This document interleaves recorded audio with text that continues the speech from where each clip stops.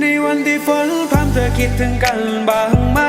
ในตอนที่ไม่ได้เจอและเธอนั้นเป็นอย่างไรคนไกลเป็นห่วงเธอฉันกลัวว่าเธอจะไม่สบายร่างกายเธออาจจะหนาวแต่ขอโอบกอดเธอทางใจคุยกันผ่านไหมก็ไม่สุขใจเท่าที่ได้กอดเธออยากเอาแก้มไปชิดกระซิบเบาๆว่าโคตรคิดถึงเลยหน้าฝนมันเช้าอยากกลับไปซบลงตรงที่ตากเธอไม่อยากจะเป็นแบบนี้เลยอยากหนีฝนพรำไปกอดเธอ